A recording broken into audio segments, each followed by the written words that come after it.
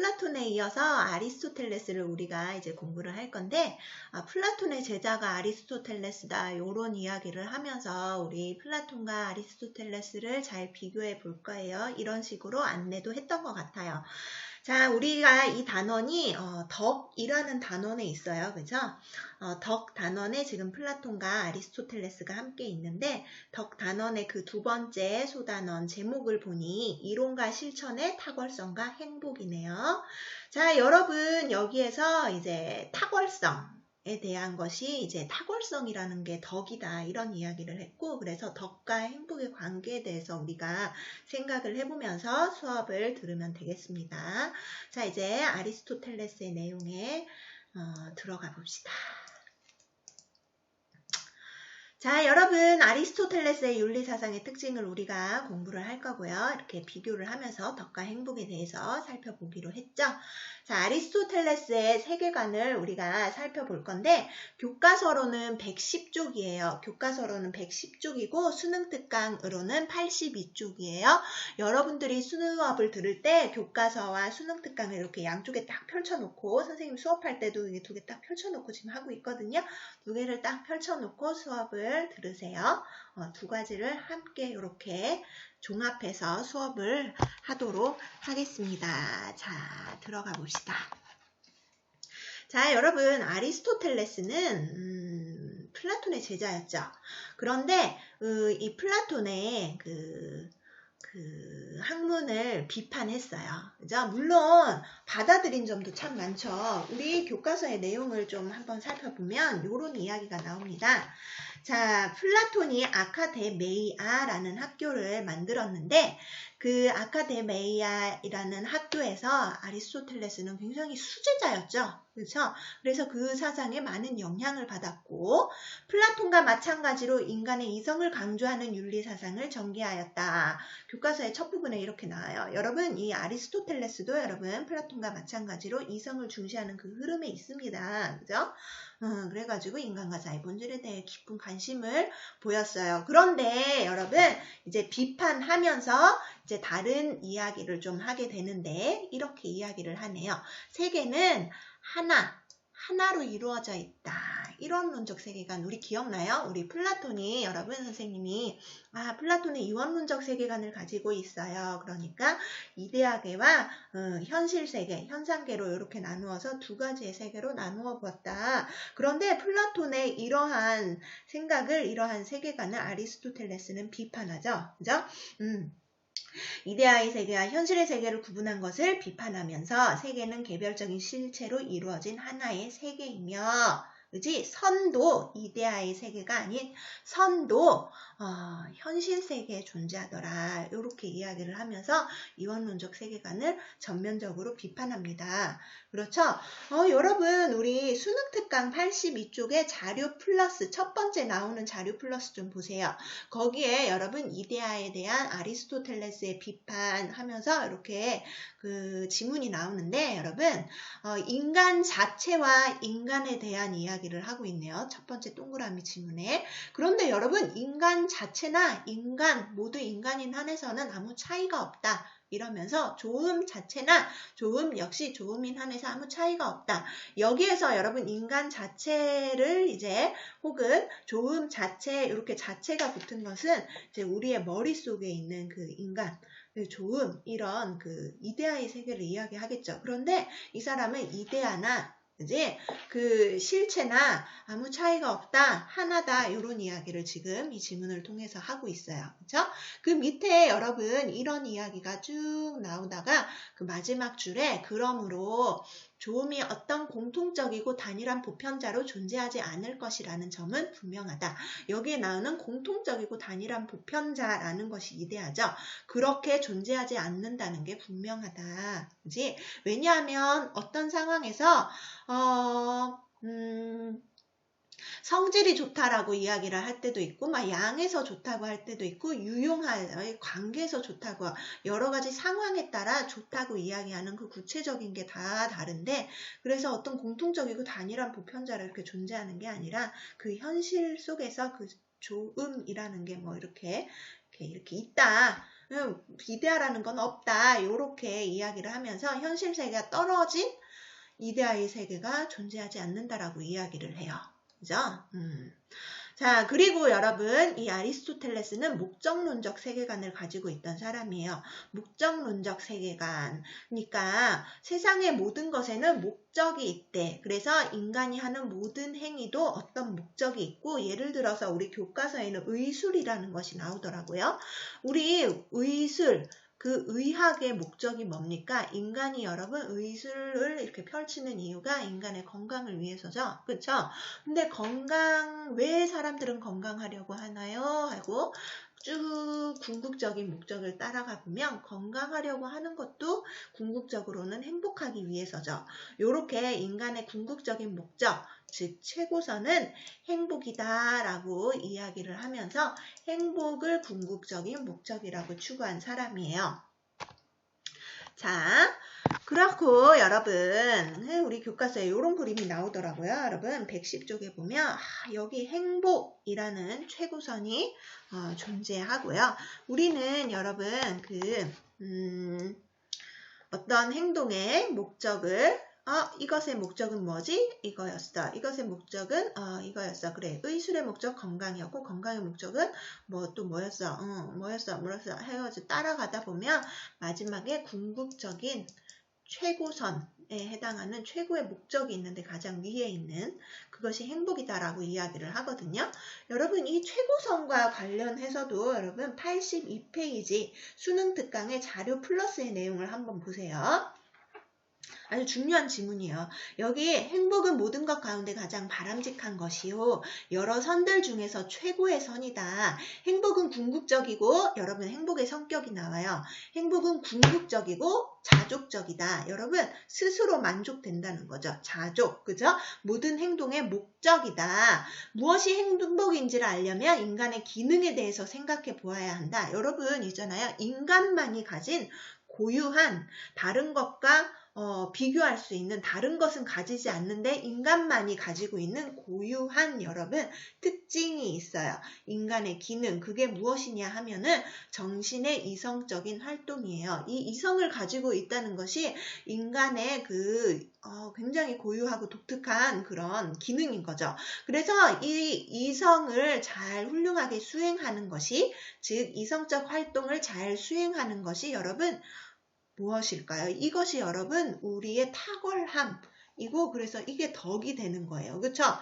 행복이란 그래서 마지막에 보면 행복이란 덕에 따르는 정신의 활동이다. 그래서 여러분 인간의 행복이라는 건 이성이 잘 기능을 발휘할 때 라고 이야기를 하거든요. 아리스토텔레스가 그 밑에 점 지문 보세요. 자, 행복이 덕에 따르는 활동이라면 당연히 그것은 최고의 덕을 따르는 것이어야 한다. 최고의 덕을 따르는 이성의 활동은 진리에 대한 관조이다. 여러분, 이 아리스토텔레스가 이야기해요. 행복이라는 것은 진리에 대한 관조이다. 이성적으로 관조하는 것. 그것이 행복이다. 순수한 관조 속에 인간의 행동이 깃들어져 있다. 이성에 따라 활동하고 이성을 관조하고 가꾸고 바라게 하는 사람은 최선의 정신 상태에 있으며 신으로부터 가장 많은 사랑을 받는다. 여러분 이 이성적 관조 그러면 관조가 뭔가요 선생님? 관조는요. 고유한 마음으로 사물, 현상 이런 것들을 관찰하고 비추어 보는 거예요. 밝게 비추어 보는 거예요. 우리의 이성을 바탕으로 해서 그죠? 지혜로 모든 사물의 참 모습과 진리를 비추어 보는 거예요. 우리의 이성이 잘 이렇게 활발하게 기능을 하면 밝게 비추어 볼 수 있겠죠. 고요한 마음으로 진리를 탐구하고 관찰하고 비추어 보는 것 그것이 행복이다. 그것이 진리를 이렇게 우리가 비추어 볼 수 있는 것이 행복이다. 그렇게 하면 행복할 수 있다라고 이성을 중시하는 이런 흐름에 해당하는 이야기를 아리스토텔레스가 하게 되는 거죠. 자, 계속 이어서 같은 내용을 보도록 하죠, 여러분. 자, 행복은 덕에 따르는 영혼의 활동이다 라고 이야기를 하죠. 그러면 여러분 이 영혼을 있잖아요. 아까 그 이성이 잘 활동을 기능을 잘 하는 것이 이제 행복인데 최고의 행복인데 여러분 이 사람이 영혼을 세 가지로 나누어 봤거든요. 우리 플라톤이 영혼을요 그 이성, 기계, 욕구 이렇게 나누어 봤듯이 여러분 이 사람도 영혼을 이렇게 이성적인 부분, 순수하게 이성적인 부분, 그 정신 활동을 이야기하겠죠. 그리고 감각이나 욕구와 같이 이성의 영향을 받을 수 있는 부분. 그래서 이성이 여러분 제어를 할 수 있는 부분이 있어요. 우리의 욕구 같은 거. 예를 들어 여러분 선생님은 여러분 살찌는 게 싫거든요. 그죠? 살찌는 게 싫어요. 근데 선생님은 식욕이 또 식탐이 많아요. 식욕, 선생님의 욕구. 식욕. 그렇지만 여러분 이렇게 계속 먹으면 돼지가 되겠구나 하면서 이성을 가지고 자제를 하죠. 이제 그만 먹자. 그렇게. 그치? 이렇게 우리의 감각, 감정, 욕구 이런 것들은 이성으로 여러분 제어를 할 수가 있어요. 이성의 영향을 받을 수 있는 부분이 있고 우리 영혼 중에 여러분 이성의 제어를 받을 수 없는 부분이 있으니 역량, 성장 이런 거죠. 여러분 있잖아요. 그 성장. 선생님이 말이죠. 선생님은 키가 170까지 크고 싶었어요. 170까지. 그리고 클 수 있을 줄 알았어요. 클 줄 알았어요. 근데 선생님의 뜻대로 안 되죠. 이성과 관련 없는 부분이요. 그죠?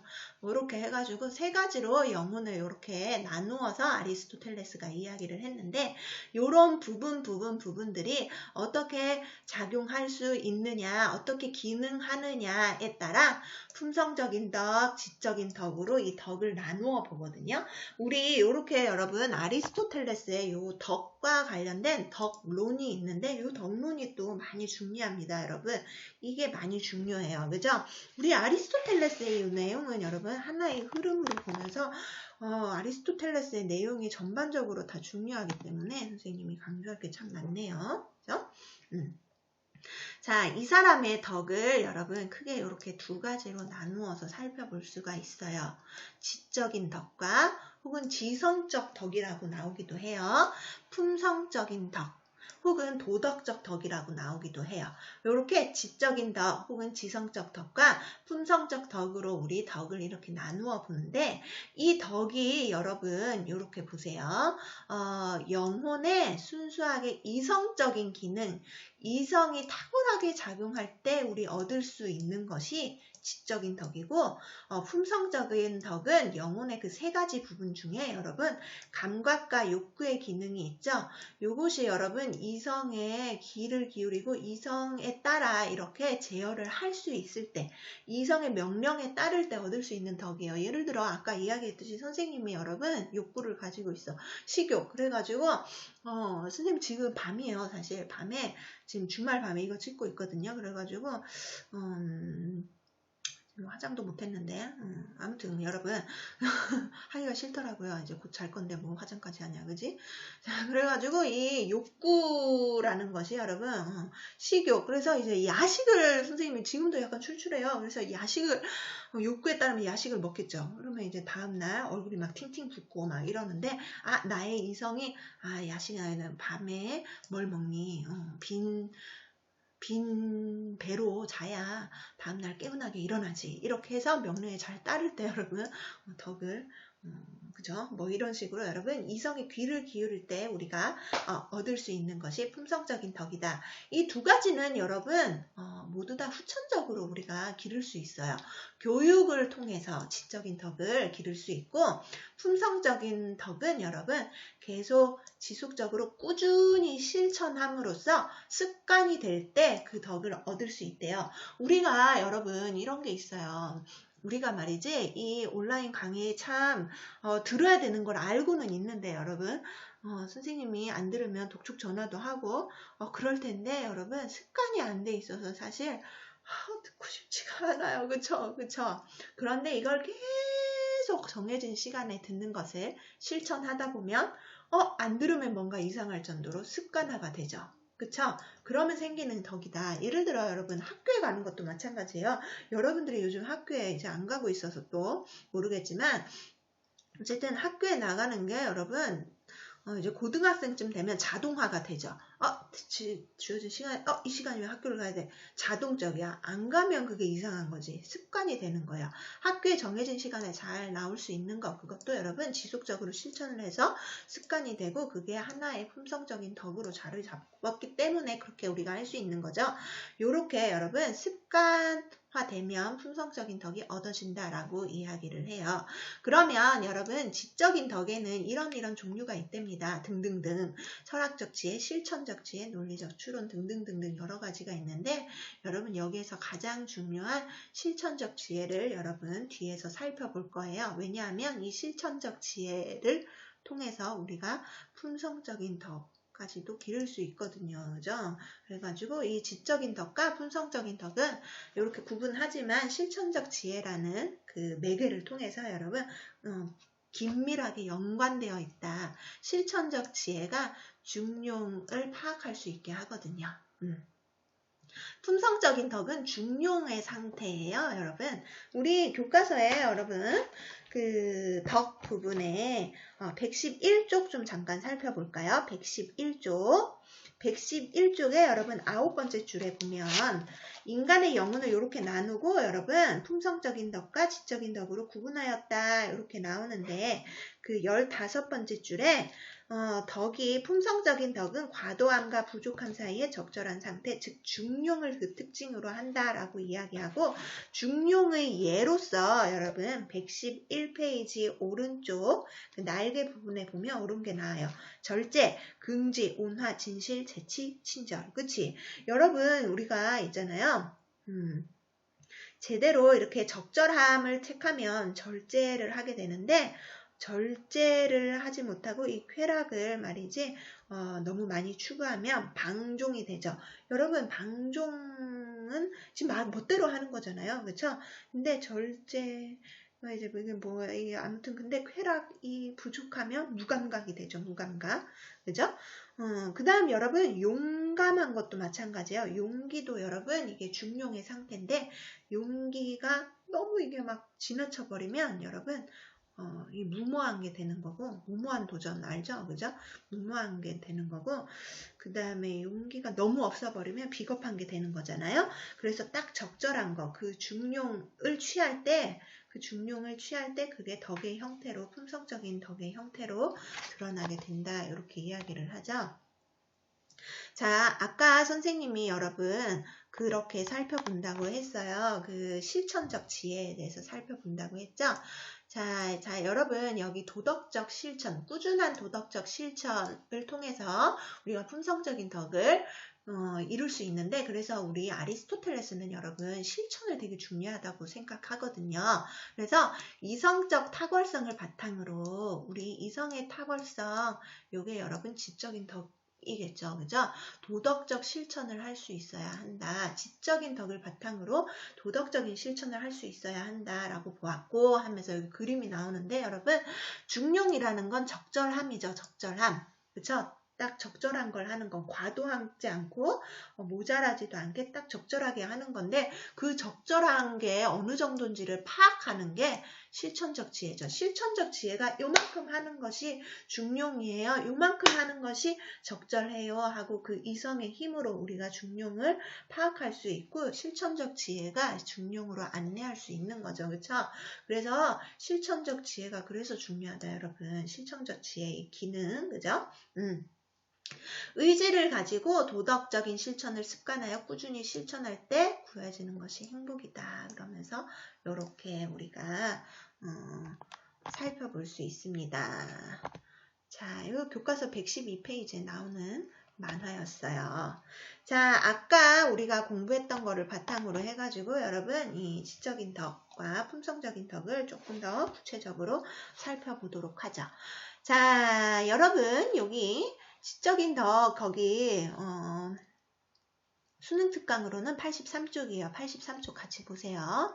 자, 특징. 영혼의 이성적인 기능이 탁월하게 작용할 때 형성되더라. 여러분 후천적으로 형성되는 덕이에요. 덕이 아리스토텔레스는 후천적으로 덕이 획득될 수 있다고 보는 거죠. 그죠? 그래서 우리 얘 실천적 지혜, 철학적 지혜, 뭐 논리적 추론 근데 뭐 그런 게 요런 게 있다. 이것까지 다 외울 필요는 없고요. 어쨌든 이성과 관련이 있는 이성적 기능과 관련이 있는 우리 정신활동과 관련이 있는 지적인 덕이 있고 그 중에 중요한 건 이제 실천적 지혜랬죠. 그죠? 지적인 덕 안에서 중요한 게 실천적 지혜인데 각 상황에서 어떤 행동의 중용의 상태인지를 알려준다.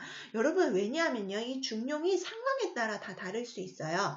어떤 상황에서는 여러분 전쟁을 예를 들어볼까요? 여러분 전쟁을 할 때 물러나지 말라고 이야기하지만 여러분 우리가 질 게 뻔한 싸움이 있단 말이에요. 그죠? 우리가 전술로도 밀리고 여러분 그 인원으로도 밀려요.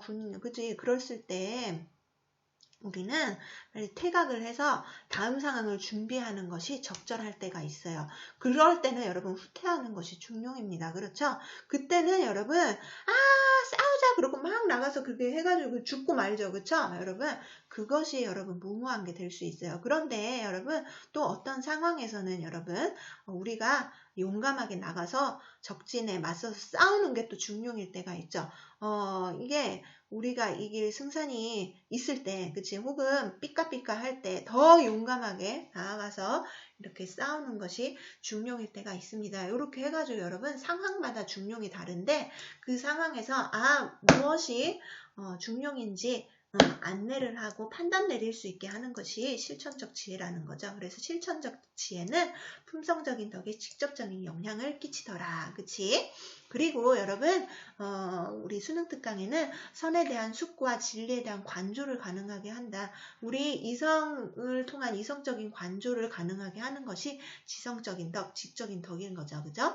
자, 그 다음 여러분 품성적인 덕은 아까 이야기했어요. 영혼의 감각과 욕구의 기능이 이것은 이성이 영향을 받을 수 있는 부분이에요. 그죠? 이성이 제어를 할 수 있는 부분이래요. 그죠? 이성이 명령에 따를 때에 얻을 수 있는 덕이고 여러분 품성적인 덕은 곧 중용의 상태를 이야기하더라. 적절한 상태, 적절히 행하는 상태, 우리가 적절히 행하는 거, 용기 있게 행하는 거, 절제해서 행하는 거, 친절하게 행하는 거, 이런 적절한 상태를 품성적인 덕이라고 일컬어요. 그쵸? 그래서 중용을 특징으로 하는데 여러분 이건 어떻게 우리가 기를 수 있다고요? 지속적으로 실천을 해서 습관화가 되면 그죠? 자동으로 이렇게 우리가 할 수 있는 품성적인 덕이라는 것이 있다는 거죠. 그죠? 자, 여러분 이것도 참 엄청 중요한 내용이 있다. 이거 별표, 왕별표, 그지? 자, 왕별표. 여러분, 우리 교과서에 112페이지 보세요. 112페이지. 교과서에 여러분 왼쪽 날개 부분에 보면 그 의지의 중요성에 대한 질문톡 그 부분이요. 질문톡. 그죠? 우리 여러분 기억나요? 우리 선생님이 이런 얘기 했었어요. 소크라테스가 이야기했어요. 소크라테스가 뭐라고? 우리가 여러분 제대로 알면 악을 행할 수가 없다. 우리가 이 악을 행하거나 선을 행하지 못하는 것은 알미 부족하기 때문이야. 우리가 안다면 행한다. 지행합의를 이야기했고 주제주의를 이야기했는데 이 사람의 입장은 좀 달랐어요. 우리는 알지만 여러분 행하지 못할 때가 있어요. 그쵸? 알지만 행하지 못할 때가 있어요. 예를 들어 여러분 우리 이 온라인 강의 꼭 듣는 것이 여러분 선이라는 걸 다 알고 있어요. 하지만 우리는 의지가 약해서 다음날 들으려니까 좀 더 자고 싶고 여러분 더 재밌는 게 많고 이 게임이 더 재밌고 여러분 이 시험 기간이 되면 공부를 해야 된다는 걸 알고 있죠. 그렇지만 우리의 의지가 약해서 여러분 그냥 게임에 빠져든다든지 핸드폰을 한다든지 이런단 말이에요. 그래서 이 사람은 여러분 의지라는 건 우리는 알지만 어떤 부분이 중용인지를 우리 실천적 지혜, 우리의 이성을 통해서 안다고 하지만 의지가 약해서 실천하지 못한 때가 있다. 그래서 의지라는 것이 참 중요하다라면서 이 사람은 주지주의, 아는 것의 중요성과 함께 의지가 정말 중요하다라는 주의주의적인 태도까지 같이 가지고 있었거든요. 이것이 여러분 소크라테스, 플라톤과의 차이점이에요. 플라톤도 여러분 주지주의 입장이에요. 그죠? 삶을 강조했어요. 그런데 우리 아리스토텔레스는 의지의 나약함, 의지가 그렇게 중요하다라고 이야기를 하게 되는 거죠. 이게 진짜 중요하고 소크라테스와 비교하는 문제로 참 자주 출제가 되는 부분입니다. 여러분. 자, 그 다음 넘어가 볼까요?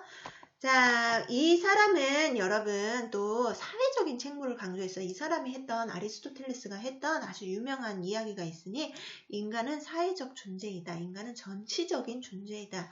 인간은 사회적 동물이다. 인간은 정치적 동물이다. 이렇게 이야기했죠. 이게 무슨 말이냐면 여러분 인간은 여러분 사회 안에서 공동체를 이루고 여러분 정치에 적극적으로 참여하면서 살아야 된다는 이야기를 하는 거예요. 그래서 사회적인 책무를 다해야 한다. 여러분 이제 좀 있으면 선거거든요. 그죠? 여러분들도 사회적 책무를 다해서 정치에 참여해서 선거를 꼭 해야죠. 그죠? 선생님도 할 건데. 아무튼 그렇게 여러분 책무를 이야기를 했더라. 그리고 여러분 이 밑에 있는 내용이 좀 중요한 내용이긴 한데 아직은 이해하기가 좀 어려워요. 선생님이 말이죠. 그 의무론과 여러분 공리주의까지 나가고 나서 이걸 다시 한번 설명을 해주겠습니다. 자, 우리가 여러분 플라톤과 아리스토텔레스를 아까 여러분 차이점을 비교했어요. 아리스토텔레스가 여러분 플라톤을 비판했다고 했죠. 그렇죠? 플라톤을 비판하면서 그 유언론적 세계관이 아니라 이데아의 세계가 따로 있는 것이 아니라 이 현실에서 여러분 이 사람은 현실을 중요하게 생각했던 사람이라고 했잖아요. 이론론적 세계관을 가지고 있었다. 그런데 여러분 공통점이 있으니 덕 있는 삶이 행복한 삶이다. 이거는 여러분 소크라테스, 플라톤, 아리스토텔레스 다 가지고 있는 거죠. 그렇죠? 이성의 욕망을 통제해야 한다라고 이야기를 했고요. 이 둘의 사상이 여러분 그리스도교 사상에 영향을 주게 됩니다. 이게 무슨 말이냐면 플라톤의 그 사상을 여러분 그리스도교의 교리를 이제 체계화하는데 이렇게 썼던 사람이 아우구스티누스고요. 아리스토텔레스의 사상을 그리스도교 교리를 체계화하는데 쓴 사람이 아퀴나스거든요. 그래서 아우구스티누스 아퀴나스를 공부를 할 때 플라톤과 아리스토텔레스의 이름이 또 등장을 해요. 그래서 뒤에서 이제 중세 김성윤 쌤과 함께 그리스도교 윤리를 이제 공부를 하게 되면 이 부분이 완전히 명확하게 이해가 될 겁니다. 자, 그 다음 플라톤의 이성을 중시하는 그 사상은 여러분 굉장히 관념론적이잖아요. 머릿속에서 이데아를 이렇게 이성을 통해서 떠올리고 이런 것들이 요 데카르트 칸트에게 이렇게 영향을 주었고 아리스토텔레스는 여러분 이성을 중시한 사상가가 맞기는 한데 굉장히 현실적이고 여러분 뭐라고 할까 이 실천을 중요하게 생각하고 그래가지고 요 경험주의에도 영향을 주거든요. 그죠? 그리고 현대 덕윤리로 이제 계승이 되었다. 이런 식으로 우리가 공부를 했었어요. 자, 여러분 요거 한번 풀어보세요. 요거. 아리스토텔레스는 이성과 함께 의지를 중시하였다. 이거 중요하다고 했죠. 뭘까요? 답 옵니다. 아리스토텔레스는 좋은 행동을 습관화해서 여러분 품성적인 덕을 획득할 수 있다라고 이야기했고 현실에서는 참다운 존재를 찾을 수 없습니까? 요거는 이제 플라톤의 내용이죠. 현실에서 참다운 존재, 선이 존재한다. 라고 이야기를 했던 것이 아리스토텔레스입니다. 자, 여러분 있잖아요. PPT는 여기까지 하고 우리가 이제 그걸 좀 수능 특강을 좀 살펴보도록 할게요. 수능 특강. 자, 수능 특강에 자, 여기 몇 페이지? 83페이지 보세요. 여기를 아까 좀 보자고 했는데 여기 덕에 대해서 되게 중요한 내용이 잘 나와 있더라고요, 여러분. 그래서 여기를 좀 볼 거거든요. 자, 중용 보세요. 아까 과하지도 않고 모자라지도 않은 딱 적절한 상태인데 여러분 이거는 산술적인 중간은 아니래요. 산술적인 중간은 아니래요. 우리 여러분 그 교과서에 그 자로 재는 그 부분이 나와요. 그러니까 교과서 111페이지에 보면 그 그림 보세요. 그림에 그 자가 막 나오고 여기가 딱 중간이네요. 여기가 중력 맞죠? 그러니까 여러분 100의 중간은 50이잖아요. 100과 0의 중간, 그지? 이게 중력 맞죠? 아, 중력은 그런 산술적인 중간 딱 떨어지는 그런 중력이 아니라 산술적인 중력이 아니라 상황에 따라 여러분 한 80 정도가 중력이 될 수 있고 한 30 정도가 중력이 될 수 있고 그런 식으로 적절한 상태를 뜻한다는 거죠. 그리고 그 자체로 나쁜 감정이나 행동이 있어요. 예를 들어 짜증스러움. 그지? 질투, 절도. 여러분 질투의 중용이 뭡니까? 도저히 없어요. 그죠? 짜증의 중용이 있습니까? 짜증 그냥 안 좋은 거 이런 거는 중용의 상태가 없다. 그지? 실천 의지를 길러서 의지, 그지? 계속 행위를 반복해야 품성적인 덕을 갖출 수 있다고요. 그리고 여러분 이 덕론 해가지고 자료 플러스에 나오는데 아까 설명했던 거예요. 지성적인 덕, 품성적인 덕이 있고 지성적인 덕은 교육으로 기를 수 있다. 그래서 시간이 필요하대요. 근데 품성적인 덕은 지속적으로 실천해서 습관화되면 생겨나고요.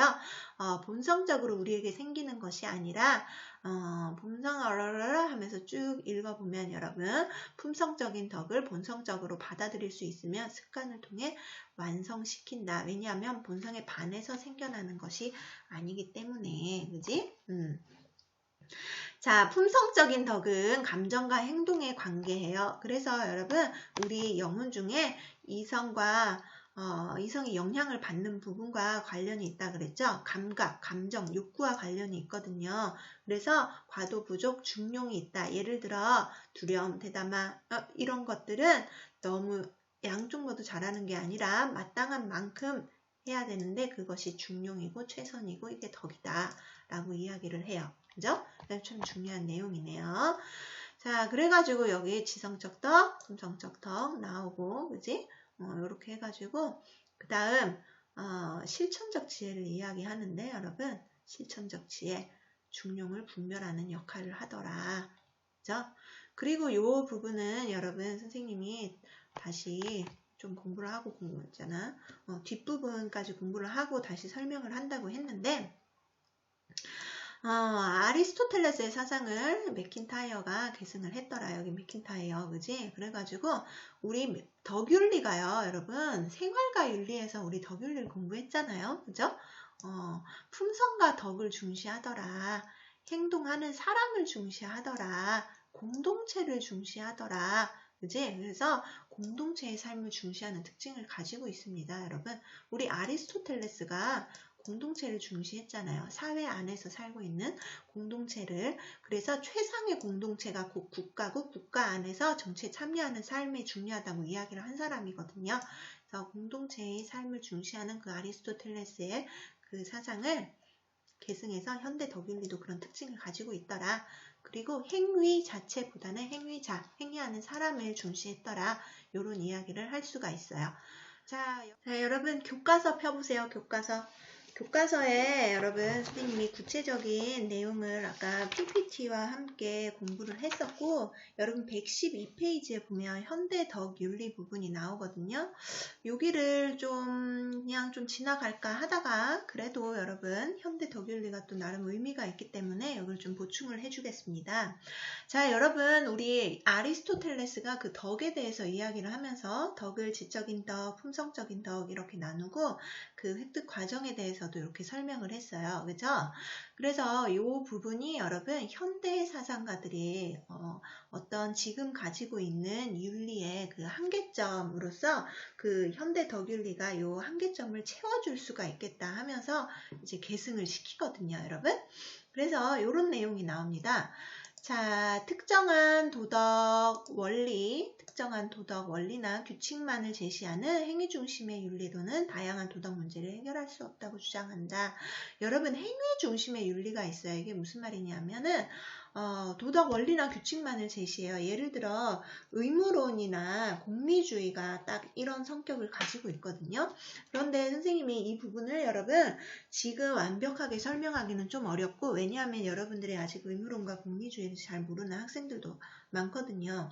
뒤에 의무론 공리주의를 공부하고 나서 더 자세히 설명을 해줄 수가 있는데 아무튼 예를 들어 공리주의는 최대 다수의 최대 행복, 그치?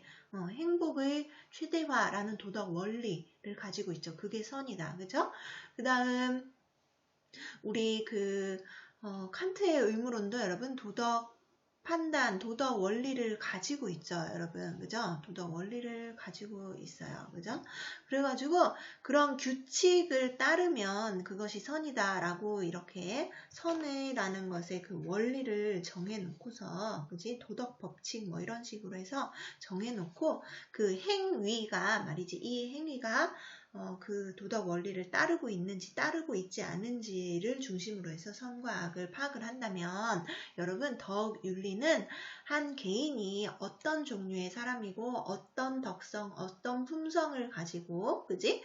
용기라는 걸 실천했는가 이런 거에 대해서 관심을 가진다. 그래서 그 개개인의 그 상황, 그지? 개인이 처한 상황, 개인이 가진 품성 이런 것에 더 관심을 가지고 행위 그 자체만 보는 게 아니라 행위자 중심의 윤리를 전개했다는 것이 이제 여기에서 중요한 얘기죠. 그죠? 그래서 우리 여러분 수능 특강에도 맥킨타이어의 덕 윤리가 여러분 83페이지 가장 마지막 부분에 나오는데 이런 이야기가 나와요. 공동체가 공유하는 덕은 여러분 공동체마다 이 공동체의 상황에 따라서 여러분 예를 들어 이 한국의 상황과 미국의 상황이 또 다르잖아요. 그래서 공동체가 여러분 무엇을 덕으로 생각하느냐 그 문화에 따라 다를 수가 있거든요. 그지? 그런데 이 공동체가 가지고 있는 덕은 개인의 행동을 지도하고 판단하는 기준이자 공동선을 위한 윤리적 방편이고 여러분 개개인의 그 자유와 선택보다는 공동체의 전통과 역사 그 맥락 그지? 공동체만이 가지고 있는 이 상황 그 맥락 그 역사를 중시하는 것이 여러분 덕윤리거든요. 그죠? 그래가지고 공동체주의적인 성격을 띈다. 이런 설명을 좀 더 해주고 싶었고, 이제 요 내용은 여러분 그 칸트의 의무론과 공리주의를 공부한 다음에 다시 좀 더 우리가 살펴보도록 하지요. 그죠? 자, 그 다음 여러분 115페이지의 문제를 좀 풀어볼까요? 요런 거 다 읽어보시면 여러분 다 좋을 것 같고 여기를 좀 같이 풀고서 우리가 이 시간을 마치도록 합시다. 자, 여러분 플라톤의 입장에서 이데아 여기는 이제 이데아 플라톤 문제네요. 이데아는요 어디로 갈까요? 이데아는 여러분 이상세계죠. 불변해요. 그래서 완전하기 때문에 변하지 않아요. 참된 실제의 세계 이성으로만 파악할 수 있다. 그 다음 현실 세계는 불완전해서 변화하죠. 우리 실제로 경험을 통해 감각적 경험을 통해 파악할 수 있는 불완전한 것 이렇게 이원론적 세계관을 플라톤이 가지고 있었고요.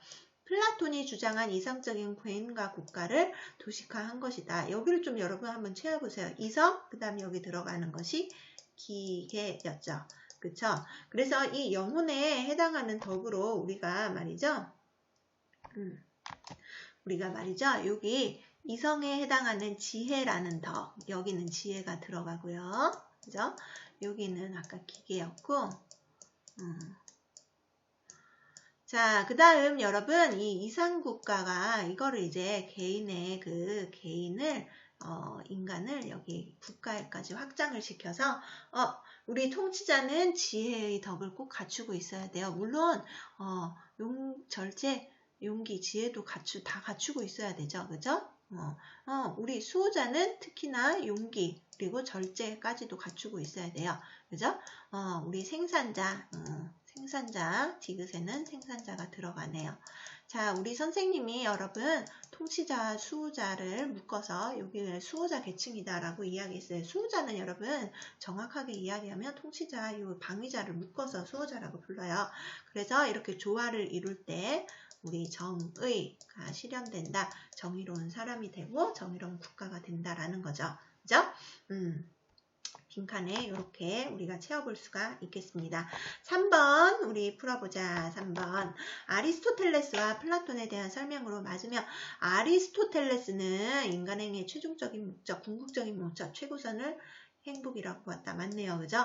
아리스토텔레스는 중용을 산술적인 평균이라고 보지 않았죠. 산술적으로 자로 잰 그 산술적인 딱 떨어지는 0과 100의 중간 산술적인 평균 이게 아니고 여러분 상황에 따라 맥락에 따라 달라질 수 있어요.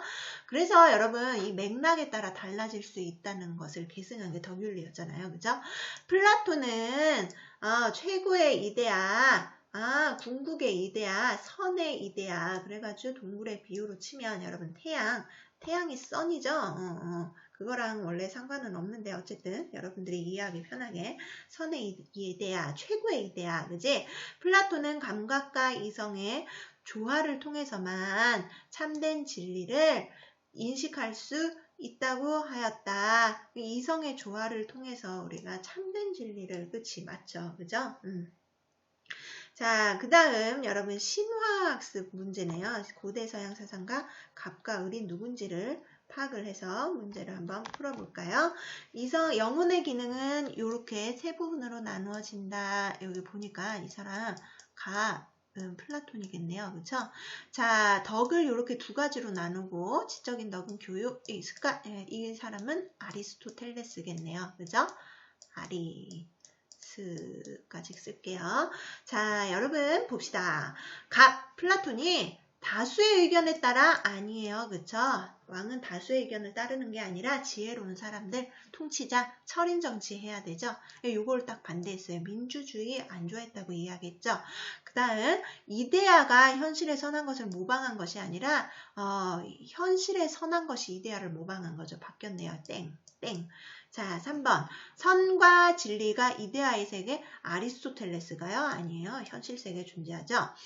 옳지 않다는, 알면서도 의지의 나아가 이거 선생님이 강조했어요. 그래서 이거 4번 중요한 내용. 답은 4번이겠습니다. 그렇죠? 자, 플라톤이 여러분 이거 밑에 중용의 의미 이것도 참 중요한데 여러분 중용의 의미 중용과 관련된 그 내용을 우리가 공부했잖아요. 수능 특강 83쪽에 여러분 중용을 따로 정리를 해놨거든요. 그거를 꼭 잘 읽어보시고 6번도 한번 정리해서 풀어보도록 하세요. 자, 오늘 수업은 여기까지 마치겠습니다. 수고 많았어요.